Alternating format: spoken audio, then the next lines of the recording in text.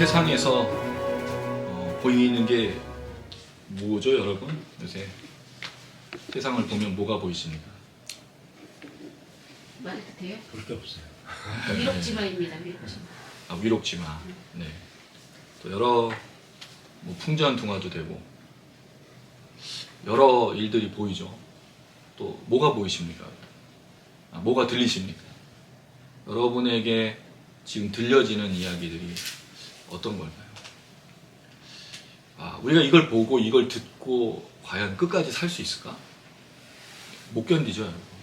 지금 이 나라의 현실과 교회의 모습들, 또 우리가 살고 있는 형편 속에서 일어나는 이 일들을 보고 듣는 거는 끝까지 어떤 것들을 감당하기 참 쉽지 않은 것을 볼 수 있습니다. 아마 다들 많이 지치시고 다들 많이 괴로우시고 그러실 겁니다. 어떤 기대도 소망도 없는 그런 모습인데, 성경이 말하는 건 이럴 때 무슨 말을 우리에게 전해줄까? 저는 오늘 이 야곱의 말씀을 통해서 하나님은 인생을 어떻게 다루시는가라는 좀 생각을 좀 해보게 됐습니다. 여러분, 야곱을 좋아하시나요? 아니요. 그렇게 좋아하진 않아요. 네, 우리 시드니의 김하정 선생님 야곱 굉장히 싫어하십니다. 야곱 너무 싫어. 얍삽해. 네, 그렇지. 얍삽하고 애서 거 다 뺐고 엄마 말만 듣고. 그런데 이 28장을 어떻게 이해해야 될까요? 10절에서 22절. 기존의 목사님들은 엄청 야곱을 칭찬하죠. 이런 모습을. 이게 지금 우리가 혼동스러운 거예요. 이 본문을 보면. 아니, 야곱이 이렇게 얍삽하고 나쁜 놈인데 하나님 누굴 만나고 계세요? 야곱. 그럼 얍삽해도 되는 거예요? 복을 받으려면? 수단과 방법을 가리지 않는 사람을 하나님 좋아하신다. 그래! 이거 조폭도 아니고, 여러분. 수단과 방법을 가리지 않는 건 조폭이잖아요. 불용보다. 몸이 보셔. 예, 불용포는 그래도 순정이라도 있지. 악하진 않잖아요. 의리도 있고. 근데 사실 이 야곱을 보면서 우리가 뭔가를 정리하기 어렵단 말이에요. 우리가 왜냐면 이게 이렇게 된 게 왜냐면 그동안의 야곱을 어떻게 취급했죠? 28장 15절로만 다룬 거예요. 내가 너와 함께 있어. 어딜 가든지 너와 함께하고 너를 지킨다. 돌아오게 한다. 이 약속의 말씀만 붙드는데, 그런데 문제는 야곱이 어떤 사람이냐는 거예요. 끝까지 의심하죠. 그렇죠. 그리고 주시면 하겠다고 계속. 그러게요. 서원도 하지만, 그리고 지금까지 우리가 살펴본 내용 속에 야곱이 축복받을 만한 사람이에요. 이게 이제 문제인 거예요. 우리가 지금까지 앞에 본문을 이야기하지 않고 28장 15절만 다루면 야곱과 같은 복을 받길 원한단 말이에요. 그런데 본문 전체를 살펴보고 문맥으로 보면 이 야곱에게 축복이 있다고? 하나님 이 사람과 함께 하신다고? 이게 우리를 굉장히 힘들게 만드는 거죠. 분명히 약속의 말씀이고. 저는 더 문제가 있어요. 제가 신학을 시작한 계기가 28장 15절이었거든요. 이 약속의 말씀을 제가 받은 거예요. 창세기를 읽다가. 그럼 저는 목회를 잘못했어요. 목회의 시작을. 그때는 틀리고 지금은 맞다. 뭐 이런 거예요. 네. 그럼 물론 그때는 이제 제가 이렇게까지 본문을 보질 못했던, 신학을 시작할 때 아직 전도사도 아니고 아무것도 아닌 청년의 시절이었으니까 이 약속의 말씀만 붙은 거죠. 왜냐하면 제 상황이 굉장히 야곱과 비슷했다. 제가 그때 직장이 들어갔던, 영화공사가 들어갔는데 그 회사가 1년 만에 문을 닫았던 그 현실 속에서 고민이 많이 됐죠. 어떻게 뭘 해야 될까? 그러다가 이제 기도원에 일주일 올라가면서 거기서 이제 응답을 받았는데, 그게 이제 이 약속의 말씀이었습니다. 28장 15절. 하나님 나와 함께 하신다. 전후 문맥 다 모르고 함께 하신다는 것 때문에. 그리고 이제 여기에 또 무슨 말씀이 있어요? 반드시 너를 돌아오게 할 것이다. 이거는 제가 이제 또 목회를 하면서 받은 생각이었어요. 제가 모교회에서 사역을 했었어요. 그 교회에서 몇 분들이 최현우 목사님이 이 교회에 담임 목사로 오는 꿈을 꿨다는 거예요. 그래서 그분이 굉장히 영험한 그런 얘기를, 영험하지가 않아. 지금도 안 됐잖아. 언제 되는 거예요? 저 죽을 때? 저는 그때 그 얘기를 듣고 제가 소망을 했을까요? 안 했을까요? 기대한 거죠. 근데 이 말씀이 그 말씀일까요? 아니잖아요. 지금 이걸 보면 제가 그때 얼마나 어리석었는지 아는 거죠. 이걸 문자 그대로 해석을 해. 돌아오게. 돌아오게를 뭐로 생각하죠? 땅으로. 근데 사실 야곱은 땅 얘기를 하지 않아요. 이 전체적인 전후 문맥을 보면 나중에 응답하는 33장부터 35장을 보면 그 땅 얘기가 아닌 거야. 근데 우린 돌아오게 하면 다 어디로 가야 돼? 땅으로 가야 돼. 어디로 가야 되는 거예요. 그게 아닌 거죠. 자, 두 가지 문제가 있어요. 그래서 하나는 이런 야곱을 왜 축복하시는가? 두 번째는 이런 야곱이 말해준 내용이 무엇인가? 이걸 통해서 절망하고 낙심하고 아무것도 보지 못하고 듣지 못하는 우리에게 뭘 우리가 이 말씀을 통해서 깨달을 것인가? 오늘 이걸 도전하고 싶습니다. 특별히 이 시대. 우리 뭘 보고 뭘 들어야 되는가? 이 야곱의 말씀 얘기해보고자 합니다. 내용은 10절에서 11절까지가 야곱이 에서를 피해서 이동하다가 꿈을 꾼 장면이 나오고요. 꿈에 이제 잠을 자게 된 장면이고 12절에서 15절에 꿈 이야기가 나타나죠. 그리고 16절에서 17절에 야곱이 깨닫고 여기가 하나님의 전이구나라고 말하는 고백. 그리고 마지막 18절에서 22절이 야곱이 그 하나님께 뭘 하겠다라는 다짐이나 서원이라고 말하는 그 맹세로 구분이 되어져 있는데 여기에 재미있는 표현이 한 가지 있어요. 그게 뭐냐면 12절에 여러분 뭐가 나오죠? 본즉. 그 다음에 또 본즉. 13절도 본즉. 자, 이 본즉, 본죽이 아니고 죄송해요. 옛날 청년 때 이런 얘기 했다가 막 다들 나가려고 그랬어요. 설교 시간에. 죄송합니다. 자, 본즉이 왜 중요하냐? 앞선 28장 6절에서 8절까지 어떤 내용이 나오죠? 에서가 본즉. 8절에 에서가 본즉. 이걸 대비해 놓으려고 쓴 거예요. 에서와 야곱을 대비하고 있는 거죠. 성경은 연장선상에서 계속 쓰고 있는 거예요. 에서와 야곱의 차이가 뭐냐는 거예요. 에서는 나쁜 놈, 야곱은 좋은 놈? 아닌 거예요. 성경의 관점. 근데 둘이 뭘 보고 뭘 듣고 있느냐가 중요하다는 거죠. 그래서 이렇게 접근해야 되는 거예요. 말씀을. 에서는 좋은 놈이어서 버림받았고, 아니 나쁜 놈이어서 야곱은 좋은 놈이어서 하는 축복했다가 아니라 그들이 뭘 보고 뭘 듣고 있느냐가 중요하다는 것을 성경은 말해주고 있죠. 자, 이제 한번 좀 추적해 볼게요. 먼저 10절에서 11절입니다. 10절, 11절 같이 읽을게요. 시작. 야곱이 브엘세바에서 떠나 하란으로 향하여 가더니 한 곳에 이르는 해가 진지라. 거기서 유숙하려고 그곳에 한 돌을 가져다 베개로 삼고 거기 누워 자더니. 자, 여기에 보면 여러분 야곱이 어디서부터 출발해요? 그럼 지금 야곱과 이삭과 그 리브가가 있었던 에서가 같이 있었던 장소가 어디죠? 브엘셰바예요. 브엘셰바가 어디죠? 야곱의 우물, 이삭의 우물의 그 사건. 거기서부터 지금 출발하고 있는 거죠. 어디로 갑니까? 자, 여기서 질문이 나와야 돼요. 아브라함의 친족들은 어디 있었어요? 특별히 나홀, 부두엘, 나홀의 아들이 부두엘인데 그 라반이 있었던 그곳은 어디죠? 우리 이미 저기 앞에 나온 내용이에요. 이게 바단-아람, 그다음 하란. 하란. 여기서 그냥 자연스럽게 넘어왔잖아요. 근데 실제로 보면 이 사람들이 바단-아람과 하람에 살았냐는 거예요. 성경에 기록이 되어 있습니까? 사실은 그 표현이 나오지 않아요. 이 아브라함이 여러분 11장을 한번 가보실까요? 창세기 11장. 그래서 이게 조금만 의심을, 저는 왜 이 이야기들 하냐면 항상 질문을 할 때 누군가 의심하고 누군가가 성경에 질문이 있는 것을 생각하면서 이거를 전달하기 때문에 이걸 질문할 수 있다는 거죠. 왜 갑자기 하란이 나왔냐는 거예요. 우리가 지난 시간에 안 다뤘었는데, 자, 이 11장 27절에 데라가 나옵니다. 데라는 아브라함의 아버지죠. 그 데라에게 아브라함과 나홀과 하란이 있었어요. 하란은 지명도 되고 사람 이름도 돼요. 자, 그때 하란이 갈대아 우르에서 죽었죠. 자, 그 다음에 29절에 아브라함과 나홀이 그 장가를 들었어요. 그 다음에 데라가 누구하고 함께 그 땅을 떠나죠? 31절에 보니까 아브라함과 하란의 아들 롯, 그 다음에 아브라함의 아내 사레, 갈대아 우르에서 어디로 갑니까? 하란으로. 그럼 나홀은 어디 있는 거예요? 하란이 아닌 거죠. 여기선 떠났다는 말이 없잖아, 같이. 그러면은 이 나홀 부두엘의 아버지는 어디 있을 갈대아 우르에 있을 가능성이 있다는 거죠. 근데 왜 바단-아람과 하란으로 가라 그랬냐? 그랬을 때 11장이 아니고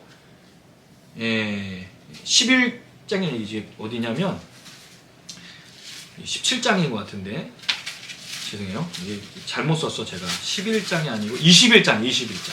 21장에 보면 21장 28절에서 31절 아닌데? 아 저기다. 죄송해요. 22장 20절 22장 20절 한번 보시면 한번 읽어보겠습니다. 시작. 이후에 어떤 사람이 아브라함에게 알려 이르기를 밀가가 당신의 형제 나홀에게 자녀를 낳았다 하였더라. 여기 나홀이 등장해요. 그럼 이때 소식이 전해진 거죠. 네. 이때 하란으로 간 것처럼 보여요. 그러니까 이 전에 갔겠지. 근데 소식이 이때 들렸으니까 아브라함이 이삭을 결혼시킬 때 바다나란과 하란으로 보낸 거예요. 그럼 갈대아 울에서 이미 나홀이 옮겨진 거죠. 언젠지 모르겠지만. 그런데 아브라함이 나올 때는 갈대아 울에 있었던, 왜냐면 이동했다는 내용이 없기 때문에 아마 이때 이동한 것으로 볼 수, 아니면 처음부터 같이 이동했는데 생략될 수도 있는데 어떻든 간에 바다나란과 하란이 이렇게 나오는 걸 볼 수 있죠. 그래서 이제 바다나란과 하란으로 아브라함이 나왔던 그 지역으로 가라라고 지금 이야기합니다. 자, 두 번째로 중요한 표현이 있어요. 11절에 보면 한 곳에 이르러는이 나옵니다. 이 이르러라는 단어가 어떤 뜻일까요? 이게 그래서 원어의 단어의 의미를 좀 보는 게 중요한 게, 이 단어가 어디 도착하다는 뜻이 아니에요. 만나다, 마주치다는 뜻입니다. 그럼 지금 이 야곱이 잠을 자는 장소가 그냥 단지 야곱이 그 해가 저물어서 멈춰진 장소냐? 그렇지 않은 거예요. 성경은 어떻게 표현했냐면 여기를 만난 겁니다. 여기를 발견한 거예요. 그럼 야곱이 발견한 걸까요? 전체적인 의미를 보면 하나님이 야곱을 이곳으로 이끄신 거죠. 이걸 이렇게 표현한 거예요. 이르러라는 이 단어가 마주치다, 만나다는 뜻을 쓰는데 이게 언제 나오느냐? 32장 1절에 야곱이 길을 가다가 하나님의 사자들을 만나는 내용이 나와요. 에서를 만나기 전에. 하나님의 사자를 먼저 만나. 그랬을 때 만난 게 그 얘기예요. 그럼 이 장소는 하나님이 야곱을 부르고 있는 거죠. 그럼 야곱과 함께 하시고 야곱의 인생을 책임져 주신 하나님이라는 걸 강조하고 있다는 거예요. 그게 이르러는이란 표현인 겁니다. 자, 그러다가 해가 졌죠. 유숙합니다. 여러분, 이 장소가 사람이 사는 장소는 아닌 것처럼 보여요. 왜? 뭐로 그 베개를 삼죠? 돌로. 그래서 제가 좀 의문이 들었어요. 베개가 그 당시에도 있었을까? 있지 않았을까요? 우리나라 같은 베개는 아닌데 이집트에 베개가 있었대요. 금으로 만든. 이 역사자들이 볼 때 그런 베개가 있었는데 사실 돌로 베개하는 건 좀 맞지 않죠. 이거는 사실은 뭔가 보호책으로 이렇게 옆에 둔 것으로 보이지 않는가. 근데 이제 베개라고 삼고 어쨌든 잠이 들었는데 금방 잠들었어요. 왜? 지금 무슨 일이 일어났었죠? 형과 아버지를 속이고 이 에서가 자기를 죽이겠다는 이 난리가 난 이후에 떠날 때 야곱이 얼마나 지쳤겠어요. 또 한 가지 질문을 드려볼게요. 야곱은 여기서 장자의 축복을 받고 떠났을까요? 지금 야곱이 갈 때 호롤 단신으로 가잖아요. 종도 없고 재물도 없고. 왜 알 수 있죠? 나중에 야곱이 하나님께 뭐라고 기도합니까? 하나님께서 내가 가는 길에 먹을 떡과 입을 옷을 주시면, 그럼 장자의 축복을 받은 거예요, 안 받은 거예요? 안 받은 거예요. 장자의 축복은 언제 받죠? 아버지가 죽어야 받거든요. 그럼 갔다가 돌아와서 받는 축복인데, 근데 이미 복은 누리고 오죠. 어떻든 간에 이렇게 가다 보니까 사람도 없고 아무도 없이 지금 혼자 가야 되는 그런 상황처럼 보이는 거예요. 자, 그랬을 때 얼마나 깊이 잠들었으면 꿈을 바로 꾸겠습니까? 자, 12절부터 그 꿈의 내용이 13절까지인데 일단 그 뒤의 내용은 좀 다시 보도록 하고 12절 13절 제가 읽어보겠습니다. 여러분 제가 읽고 12절 13절 읽어주세요. 꿈에 본즉 사닥다리가 땅 위에 서 있는데 그 꼭대기가 하늘에 닿았고 또 본즉 하나님의 사자들이 그 위에서 오르락내리락 하고 또 본즉 여호와께서 그 위에 서서 이르시되 나는 여호와니 너의 주 아브라함의 하나님이요 이삭의 하나님이라. 내가 누워 있는 땅을 내가 너와 네 자손에게 주리니. 자, 이 이야기가 굉장히 중요해요. 사실 여러분 이 본문을 그 1년 전에 다룬 본문이에요. 예배를 회복하라는 우리 주제를 할 때 이 본문으로 사실은 말씀을 드렸었는데 기억이 안 나시죠? 감사해요. 그래서 아니 뭐 미안할 필요 없어요. 그래야 설교하죠 제가. 근데 그때 본문의 강조점하고 오늘 본문의 강조점이 조금 달라요. 왜냐면 그때 우리 창세기 전체를 본 게 아니라 그때 어떤 주제를 강조하기 위해서 그 말씀을 살펴봤는데 꿈에 봤어요. 이 본직이라는 말이 사실 본직이 아닙니다. 보라, 주목하라는 감탄사예요. 그러니까 꿈을 보고 있는데 봐라! 이런 뜻이에요. 근데 이게 3번 반복이 되고 나중에 한 번은 사실은 보라라는 말이 감탄사가 있는데 생략이 됐어요. 그러니까 4번 나오는데 3번만 보는 거로 되고 하나님 말씀하시는 것은 주목하라는 뜻이죠. 그래서 들을 때는 주목하라가 되고 이 귀로 귀 기울이라는 거고 앞에는 이제 본 것이 되죠. 뭘 봤느냐? 첫 번째 사닥다리를 봤어요. 이게 사닥다리냐 계단이냐라는 그 학자들의 논란이 있습니다. 우리가 말하는 레더, 야곱의 사다리 같은 그런 뭐 우리가 말하는 사다리들 있잖아요. 그런 사다리냐 아니면 이걸 천국까지 이어진 계단이냐라고 보는데 뭐 우리는 별로 이렇게 중요한 문제는 아니고 중요한 건 사닥다리가 얼마나 긴지 땅과 하늘을 잇고 있어요. 이걸 본 거죠. 그래서 이 사닥다리가 도대체 뭐냐 이거죠. 많이 들어보셨을 거예요. 여러분 사닥다리를 주로 뭐로 얘기하죠? 예수 그리스도를 얘기해요. 왜냐하면 하늘과 땅을 잇는 분은 예수밖에 없어요. 근데 거기를 왕래하는 건 누가 왕래해요? 천사가 왕래하는데 천사는 사닥다리가 아닙니다. 천사는 그냥 보조의 역할인 거지 사닥다리 역할을 하는 건 누구밖에 없어요? 그래서 인자 위에 천사가 오르락내락 요한복음 1장 51절이라는 말씀이 예수를 설명하는 표현이에요. 결국 하늘과 땅을 잇는 분이 누구예요? 예수. 그래서 여러분 우리가 정말 중요하게 여겨야 될 게 우리의 이 예배는 우리가 드리는 게 아니에요. 제가 몇 번 말씀드렸어요. 우리가 하나님께 그냥 나아갈 수가 없습니다. 우리 누구를 힘입어 나가죠? 예수를. 그래서 보혈을 지나 그 찬양 예수의 피를 지나 하나님께로 나아갈 담대함을 그래서 우리가 하나님께 나아갈 때 아무 거리낌이 없는 건 예수의 피가 우리를 주장하시기 때문인 거예요. 그럼 여러분 죄로 하나님께 나아갈 수 있을까요? 못 나가죠. 그래서 우리가 왜 회개하고 왜 깨달아야 되고 왜 하나님을 바라봐야 되느냐? 죄를 가진 채로 나갈 수 없는 거예요. 분노와 증오와 원망과 이런 것으로 하나님께 나아갈 수가 없어요. 온전한 마음으로 나아가자면 예수의 피가 우리의 모든 죄를 사하셨음에도 불구하고 우리의 죄가 주장하고 있다면 예수로 나가는 게 아니거든요.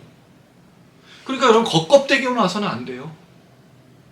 아무리 좋은 옷을 입고 와서 안 된다는 거예요. 그러니까 여러분 강조할 때 슬리퍼를 신고 왔느냐 반바지 입었냐 짧은 치마를 입었냐를 논의할 필요가 없어요. 뭐로 나가야 된다고요? 예수의 피로. 아멘. 그럼 여러분 우리가 예수의 피로 나가려면 우리 자신을 살펴야 되잖아요. 그게 성찬식의 의미 아니에요? 나의 몸과 나의 피를 마실 때 너희 몸을 분별해서 죄가 있는지 돌아보고 예배로 나아가야 되는 거예요. 예배의 가장 중요한 건 뭐죠? 죄가 있느냐 없느냐 불평이 있느냐 원망이 있느냐. 그래서 예수님께서 제물을 드리다가 예배를 드리다가 말고 형제에게 원망이 아닌데 사실 그걸 원망으로 표현했지만 사실 원망이 아니라 나에 대해서 누군가 반대하는 모든 것입니다. 더 넓어요 개념이. 혹시 누가 나에 대해서 반대하고 대항하는 사람이 있어 내가 그렇게 했다면 뭐하라 그랬죠? 멈추고 가서 화목하고 용서를 구하고 돌아오라 그랬어요. 왜? 그래야 하나님 받으시는 거예요. 그냥 우리가 예배 몸뚱아리만 있는다고 하나님 받으시는 거 아니에요. 자리만 채운다고 하나님 머리 숫자 채운다고 받으시는 분 아니에요. 절대로. 근데 우리 그렇게 강조했잖아요. 헌금 그 빡빡하게 이렇게 다림질해서 깨끗한 거 드려야 받으시고 하나님이 헌금 받지 않잖아요. 헌금은 누가 받아요? 재정부에서 받지. 교회에서 쓰지. 하나님이 쓰세요? 하나님이 야 최 목사 이번 주에 헌금 얼마나 고쳤니? 너 이리 나와. 엎드려. 이 자식이 실적을 못 채웠네? 한 조폭이에요? 아니잖아요. 하나님이 우리를 예수 하나님과 연결한 우리 중보자 되시고 우리 화목제물 되신 그 예수를 힘입어서 예수의 힘을 입으려면 뭐가 있어야 되니? 감사와 은혜와 십자가 그 앞에 죄인으로서 받은 구원의 역사로 나가야 되는 거예요. 이게 없이 어떻게 예배를 드려요? 두 번째로 예수가 우리의 중보자가 되신다고 그러죠. 기도한다 그래. 예수님 우리를 위해서 기도해. 예수님 우리를 위해서 기도하실까요? 분명히 기도하는 게 맞지만 예수님이 이렇게 부탁하셨어요. 이제부터는 나의 이름으로 기도하라. 사실 기도 누가 해야 돼? 우리가 해야 되죠. 물론 예수님이 기도하시지만 이제부터는 뭐 하라고요? 나의 이름으로 기도하라고 하셨어요. 그럼 예수님이 나를 위해서 기도하실 때 나도 기도한다고 해야 되는 거예요.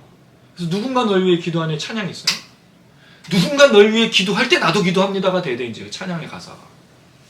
예수님만 기도해 주는 걸 기다리는 게 아니라 누군가 널 위해 기도할 때 나도 기도하겠습니다가 돼야 된다는 거죠. 그게 바른 신앙이에요. 사닥다리. 물론 야곱이 본 건 그게 아닐 수 있어요.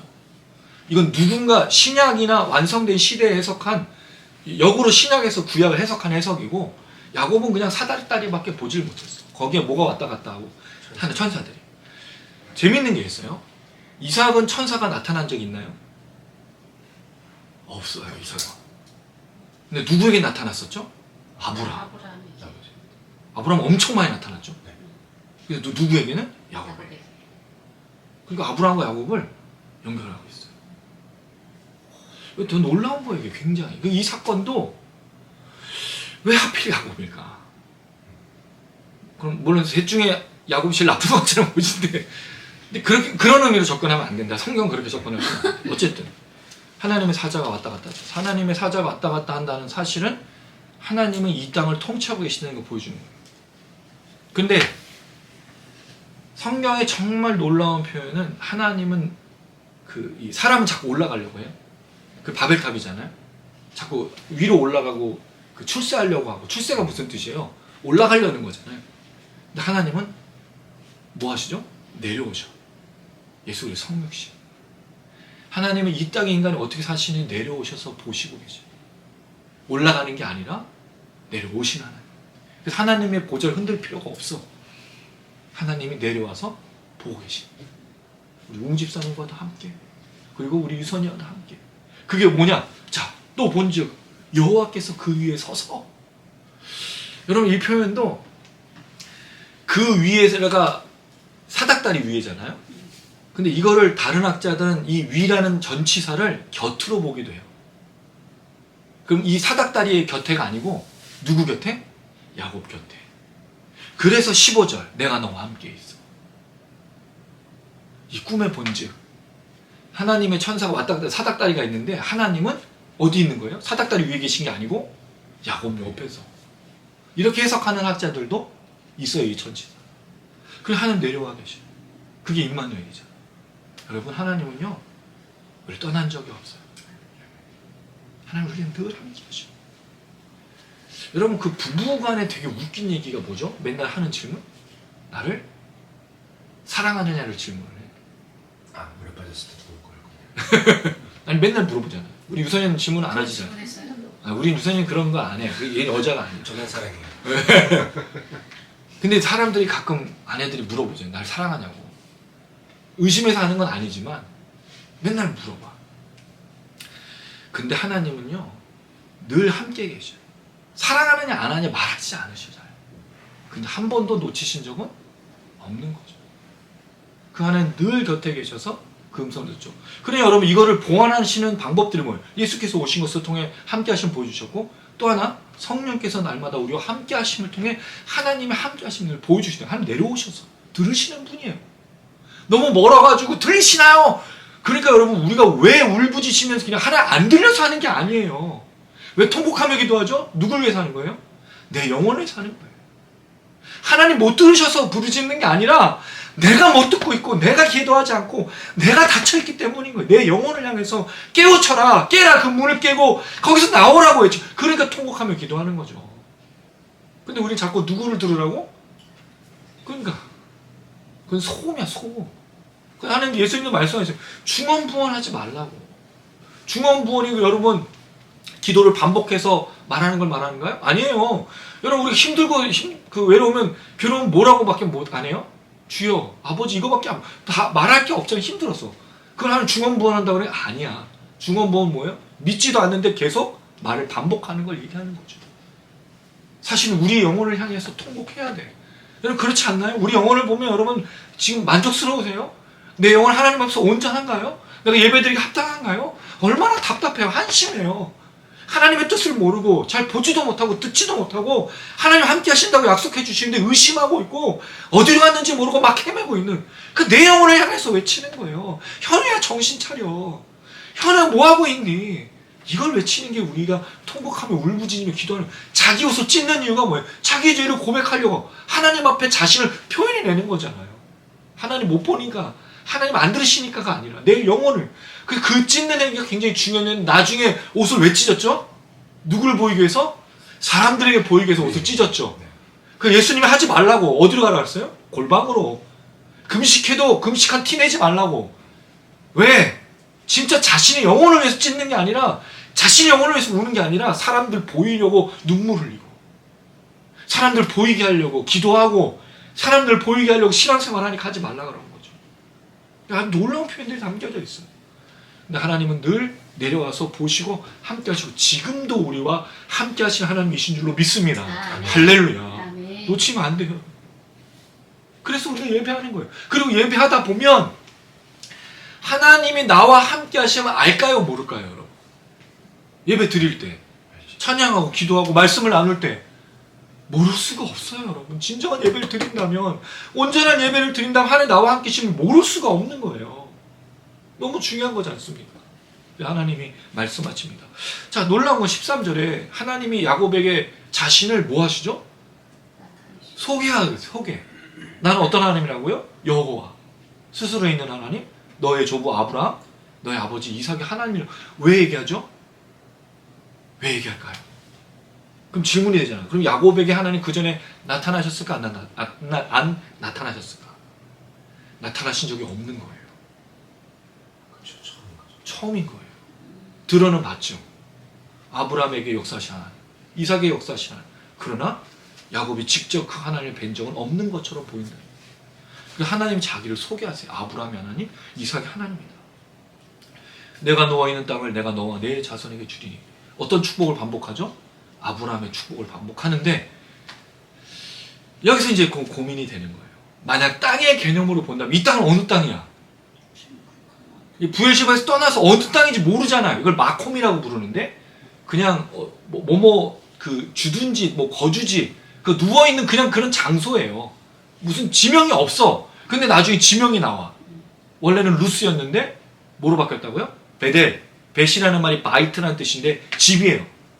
엘, 하나님. 하나님의 집이라는 뜻으로 이름이 지명이 바뀌어. 그러면 여러분, 베델이라는 지명이 고기 그 장소, 딱 고기 누워있는 고기일까요? 아니에요. 이 성 전체가 루스 베델이 된 건데, 누워있는 그 장소를 주신다는 말이 무슨 뜻이냐는 거예요. 땅의 개념으로 접근하면 안 된다는 거예요. 왜? 아브라함에게는 무슨 땅을 준다고 그랬죠? 가나안 땅 전체를 준다고 하고서 하란에서 불러 가나안 땅 가라 그랬잖아요. 그런데 나중에 그 땅이 좁혀져서 어디가 되죠? 부엘셰바, 헤브론. 근데 또 놀랍게도 다윗이 하나님의 전을 짓는 곳은 어디예요? 예루살렘이야. 그러니까 여러분, 땅의 개념이 지명 전체가 아니라는 거죠. 가나안 땅 전체가 다 하나님의 땅인데, 지금 누워있는 그 땅을 준다는 말은 이 땅을 포함해서 다 주신다는 얘기인 거예요. 이 지명을 그래서 중요하게 여기기도 하지만, 이 지명만 주신다는 뜻이 아니다. 이 땅 전체를 주신다는 포괄적인 개념을 봐야 된다는 거죠. 자, 그리고 나서 14절 읽어보겠습니다. 시작.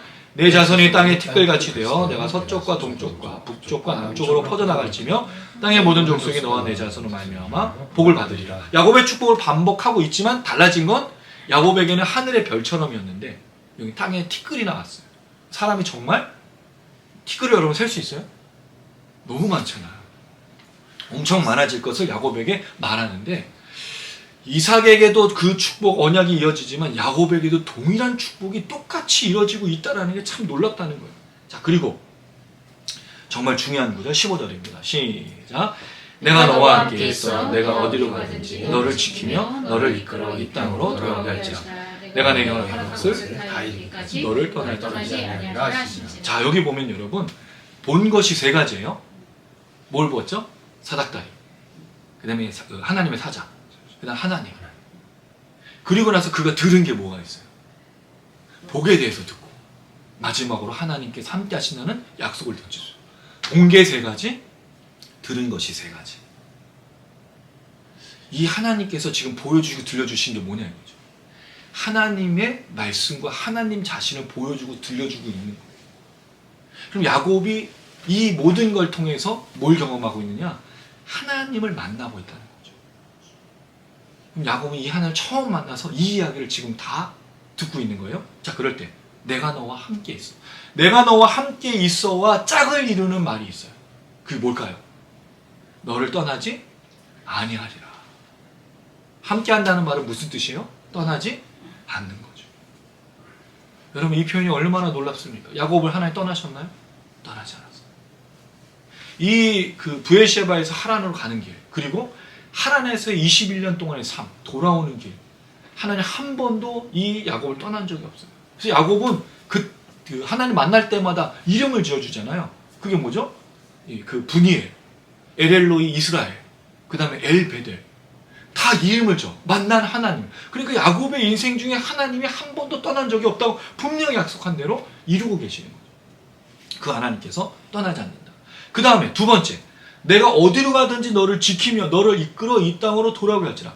함께 있고 떠나지 않는다는 말의 중요한 표현이 뭐예요? 어디로 가든지 너를 지킨다는 거죠. 자, 여기서 또 의문이 생겨요. 그럼 이제 우리가 앞으로 야곱의 인생을 살펴볼 때 하나님이 그 야곱을 지키시는 것처럼 보여지나요?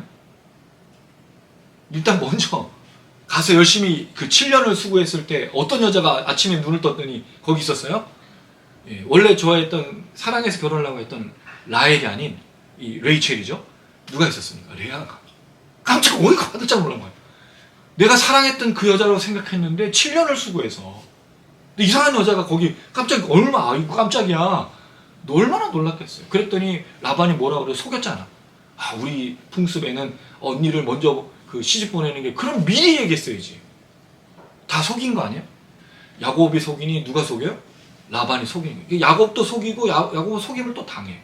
그 7년을 수고해서 아이를 얻었다가 또 거기서 떠날 때 6년인가를 또 수고해서 거기를 결국에는 떠나게 되는데, 그 과정에 정말 하나님이 살아계시다면 이런 일이 있어야 돼요? 없어야 돼요?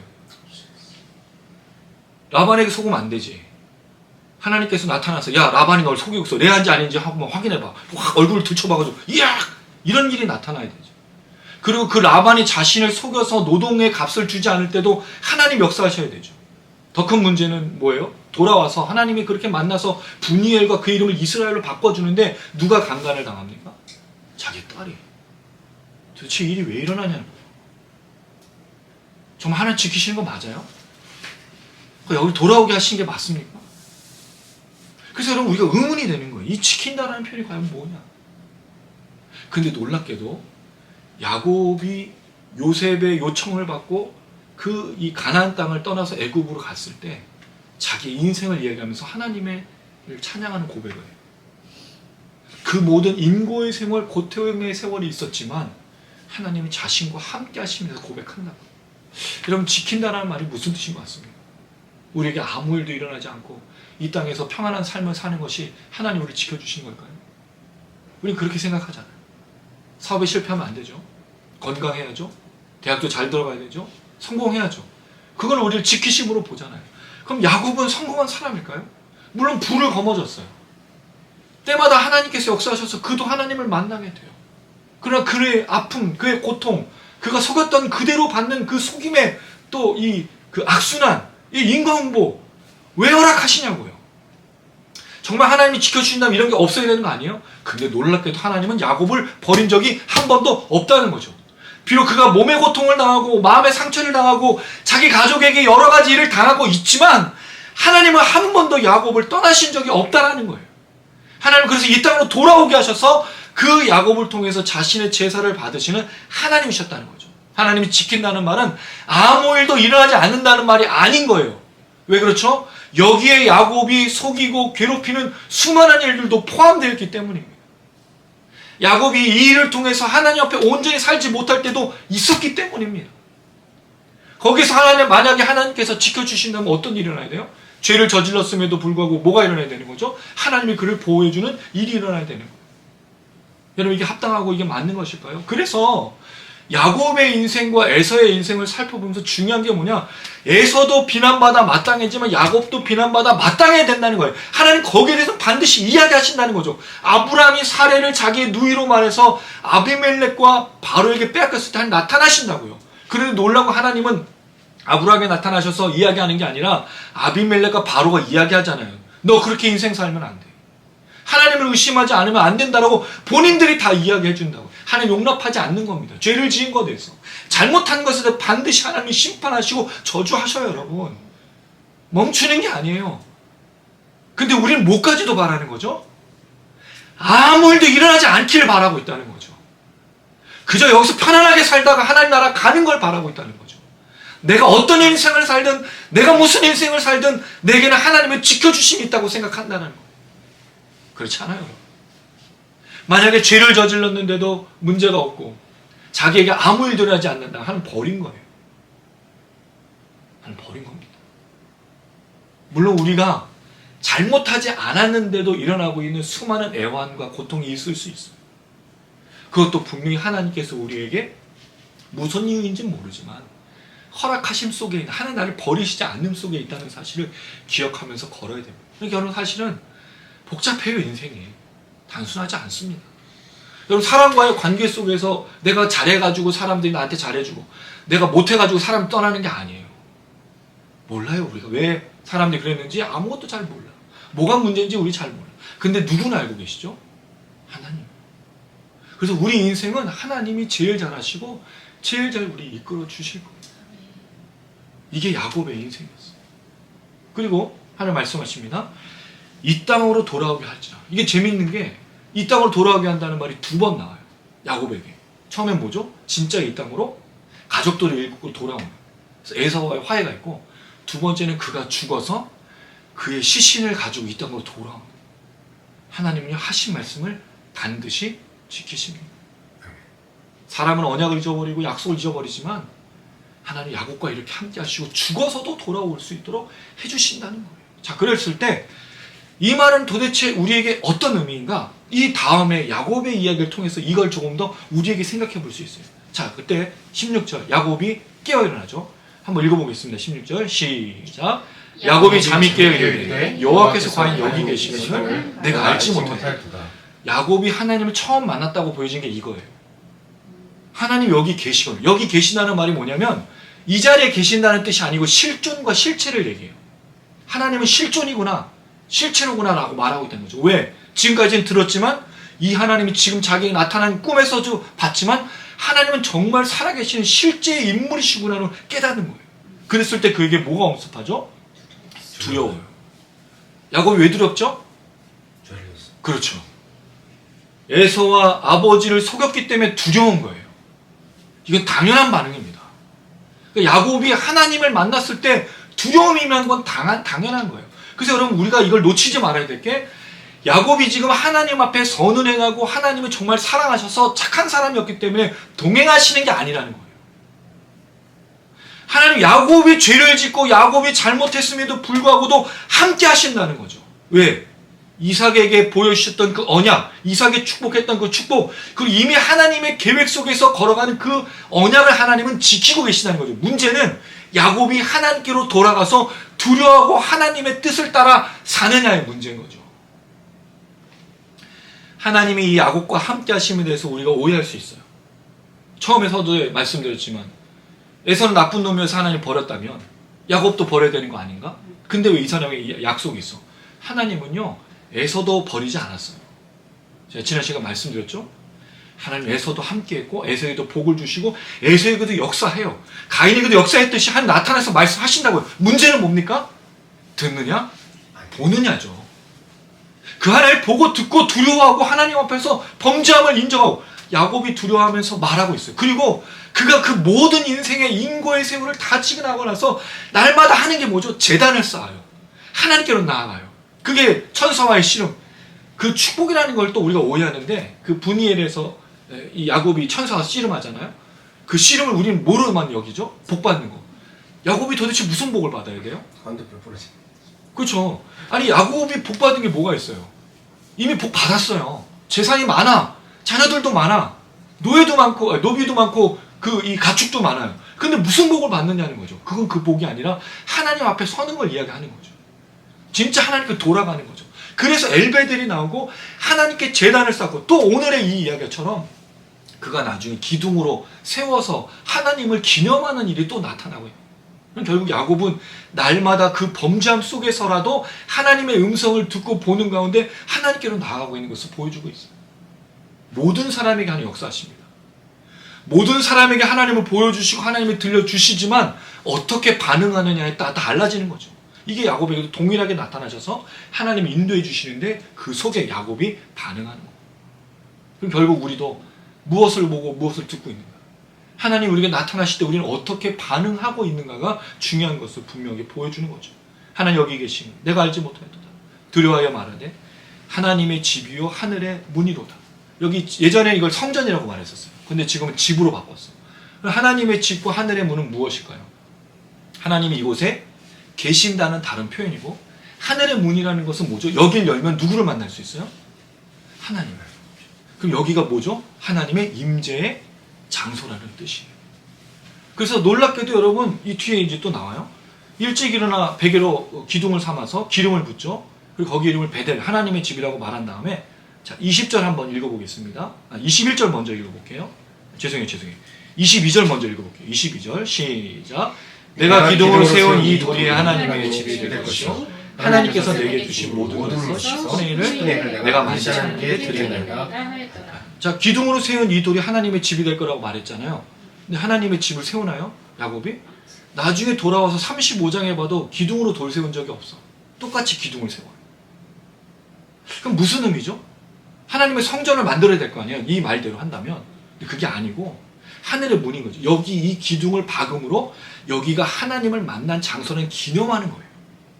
그러니까 야곱은 지금 이 장소가 하나님을 만난 장소고 하나님이 임재하신 장소라는 것을 기념하고 있는 거죠. 그걸 나중에 돌아와서 똑같이 표현하고 있어요. 집을 만들지 않습니다. 근데 집은 언제 만들죠?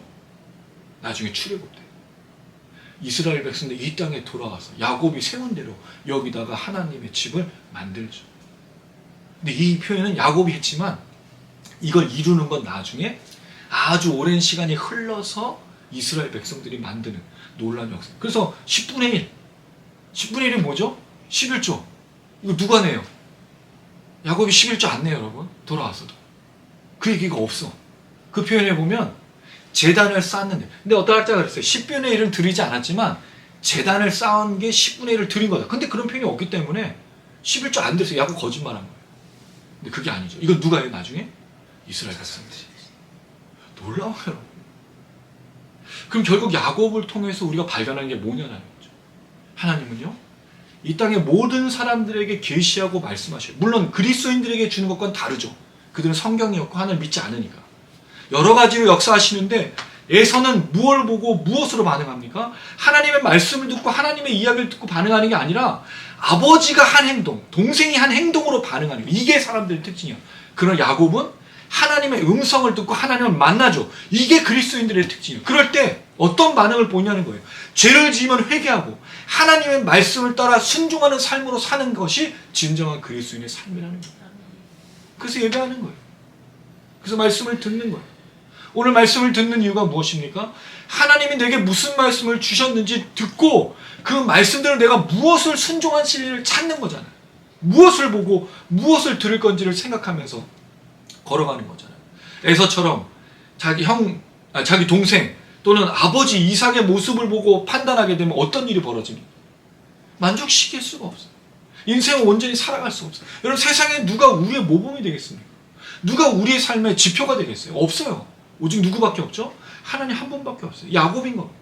그래서 야곱에게도 이삭에게 동일하게 나타나는데 야곱에게는 그 언약대로 나타나시지만 야곱이 잘못하면 잘못하는데 하나님 그대로 심판하시고 저주하셔요. 그러나 그가 하나님의 뜻을 따르면 온전히 순종한 하나님 축복하시고 그에게 역사하시고 언약대로 이루어가시는 하나님이시고 하나님 계속 보여주시는 거예요. 그래서 야곱에게 이렇게 나타나시면서 말씀하시는 거죠. 그래서 나중에 야곱은 이렇게 말하면서 하나님께 자신이 드리겠다고 하지만 실제로 이것이 이루어지는 것은 나중에 이스라엘 백성들로 이루어집니다. 그래서 21절에 여호와께서 나의 하나님이 되시보시라. 하나님이 나의 하나님이라고 처음 고백하는 거예요. 왜냐하면 그 하나님을 만난 적이 없었고 그 하나님을 본 적이 없었던 야곱이 이 사건을 통해서 하나님을 자신의 하나님으로 고백하는 사건이죠. 근데 여러분 이게 아브라함이나 이삭에게 나타나지 않는 유일한 모습이에요. 야곱만이 하나님을 나의 하나님이라고 고백하는 그런 표현을 씁니다. 근데 조건이 있어. 조건이 뭐죠? 20절 읽어볼게요. 시작. 야곱이 서원하여 이르되 이르되 하나님이 나와 함께 계셔서 내가 가는 이 이 길에서 나를 나를 지키시고 먹을 떡과 떡과 입을 입을 옷을 주시옵시오.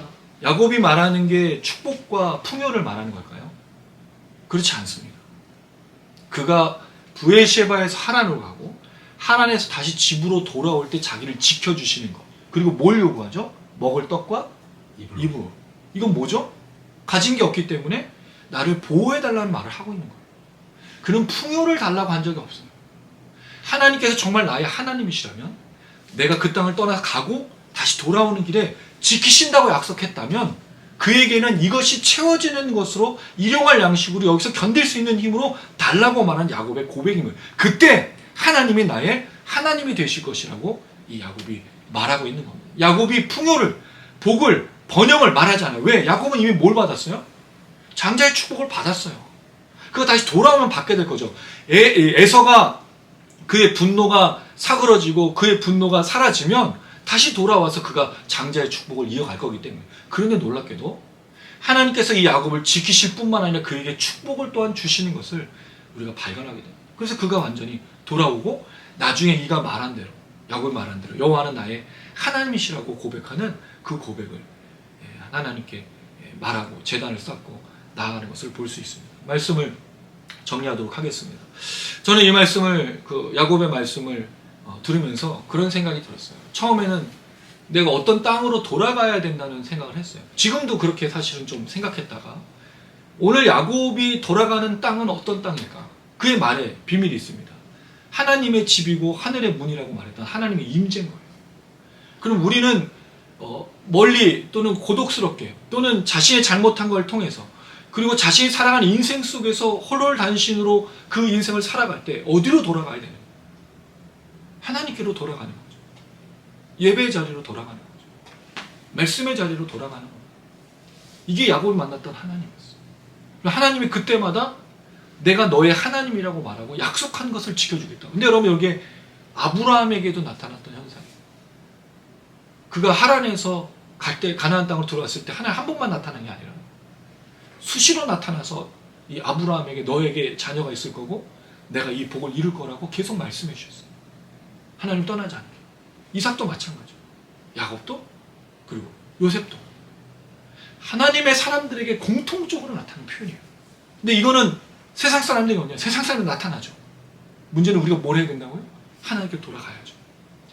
예배해야죠. 말씀을 들어야죠. 이게 우리가 해야 될 거예요. 우리가 보고 듣는 거. 지금 이 시대에 우리가 보고 듣는 게 뭡니까? 수많은 아픔들, 괴로움들. 그러니까 이 나라가 지금 나라가 아니잖아요. 지금 보고 있는 현실은 우리에게 아무 소망도 없어요. 근데 우리가 봐야 될 건 뭐죠? 하나님. 우리가 들어야 될 건 뭐죠? 하나님. 우리가 예배를 회복하고 예배로 나아가고 찬양하고 감사하고 말씀에 집중하지 않으면 하나님의 말씀을 따르지 않으면 듣지 않으면 아무것도 할 수 없는 거예요. 우리가 보여지고 들려지는 건 다 그런 거기 때문입니다. 우리 유선이가 지금 항암의 과정을 하고 있어요. 이제 2차 남았습니다. 7차, 8차 기도해 주십시오. 그리고 그 이후에 또 방사선 치료를 했는데 이 모든 과정이 쉽지 않습니다. 근데 그럴 때마다 의지하고 붙들 게 뭐냐는 거죠. 누구도 붙들고 누구도 생각할 수 없어요. 우리 웅집사님 그리고 우리 아내 또 우리 딸 군에 있는 우리 미나 또 영상 시청하시는 우리 하집사님 수빈 집사님 혜빈 집사님 경집사님 모든 사람들 우리 시드니 김하정 선생님 무엇을 의지하고 무엇을 보고 무엇을 들을 거냐는 거죠. 세상의 것을 보고 세상의 것을 들으면요 낙심하고 절망할 일밖에 없어요. 여러분 우리가 기대가 뭐가 있습니까? 우리 뭘 기대하겠습니까? 뭘 생각하겠습니까? 경제적으로 안 좋아지고 나라와 민족이 무너져가고 있는 상황에서 교회는 더 안 좋은 상태로 가는데 뭐가 보이고 뭐가 들리십니까? 그럴 때 뭐 하라고요? 하나님께로 다시 하나님께로 하나님이 돌이키게 하시고 지키게 하시고 보이시는 그 하나님께로 나가는 그 예배 그 예배를 회복해야 돼요. 아멘. 말씀을 회복해야 된다고요. 다른 거로 회복이 되지 않아요, 여러분. 아멘. 이게 야곱이 우리에게 전달해 주는 겁니다. 야곱이 괜찮아서, 야곱이 선해서, 야곱이 착해서가 아니라 모든 사람에게 동일하게 하나님 나타나셔서 권면하는 거예요. 가인에게도 심지어 하나님 나타나셔서 말씀하지 않습니까? 너가 그렇게 하면 너의 동생을 죽이게 되면 죄가 네 앞에 있어서 너가 저주로 빠질 거라고 분명히 하나님 경고하신다고요, 사람들에게도.